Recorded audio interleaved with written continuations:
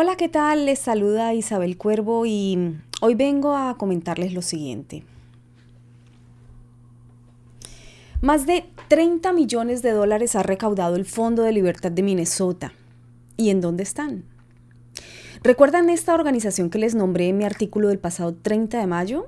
Una organización llamada Minnesota Freedom Fund comenzó a aparecer activamente en las redes y en las calles, ofreciendo ayuda a los manifestantes, organizándolos, incentivándolos y también ofreciendo pagar sus fianzas.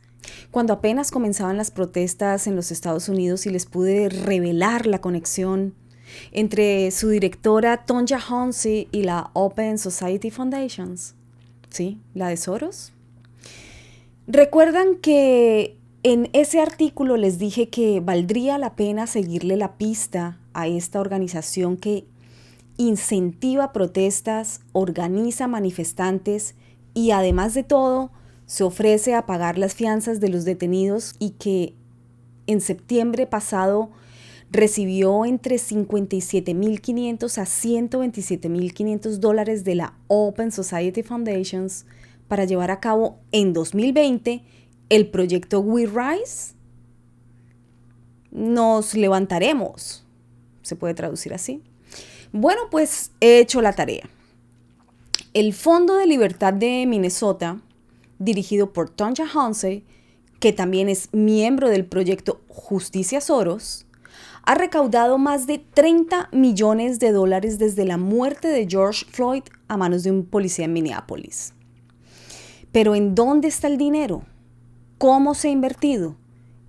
Queremos ver los recibos, le reclaman alarmadísimos los donantes al ver el exorbitante número que Minnesota Freedom Fund ha recaudado en tan solo 3 semanas.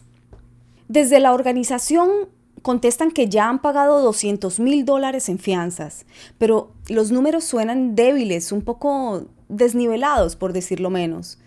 Y según esto, pues menos de un 1% ha sido utilizado hasta ahora para la causa que promovieron. El proyecto Justicia Soros, sí, así se llama, dice financiar a personas sobresalientes para que lleven a cabo proyectos que promuevan la reforma, estimulen el debate y catalicen el cambio en el sistema de justicia penal de los Estados Unidos. Pero la miembro del proyecto Justicia Soros parece estar sobresaliendo por otros asuntos hoy.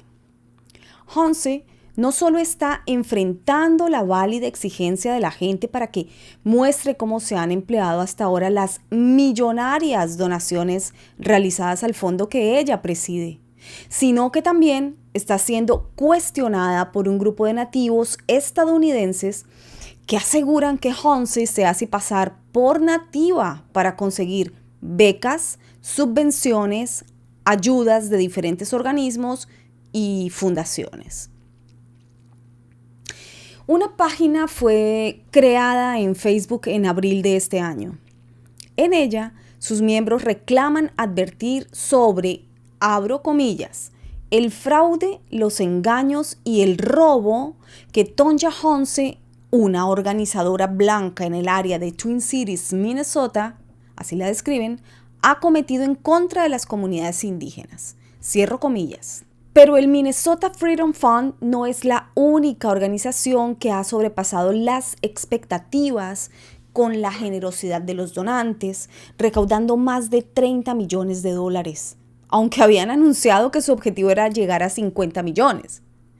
Diversos grupos que se dedican a fomentar las protestas, abogan por la liberación de los presos, pagan fianzas de los detenidos en las manifestaciones y trabajan además arduamente en estos momentos en una campaña que han denominado Defund the Police, desfinancien la policía, pues también han visto cómo les depositan cuantiosas sumas de dinero en sus plataformas. Y es que cuando de generosidad con estas causas se trata, al parecer, no solo Soros contribuye. Reconocidas estrellas de Hollywood, que se retan en redes a donar uno más que otro, famosos cantantes, incluso 13 miembros del equipo del candidato presidencial Joe Biden, y apasionados seguidores de estas organizaciones sin ánimo de lucro, pues también lo hacen. Sobre cómo se deducen impuestos de cuantiosas donaciones, cómo se derivan fondos de una organización a otra o incluso a campañas políticas, creo que les contaré más adelante. Que no todo es simple benevolencia y generosidad. Así que por hoy, ahí se los dejo.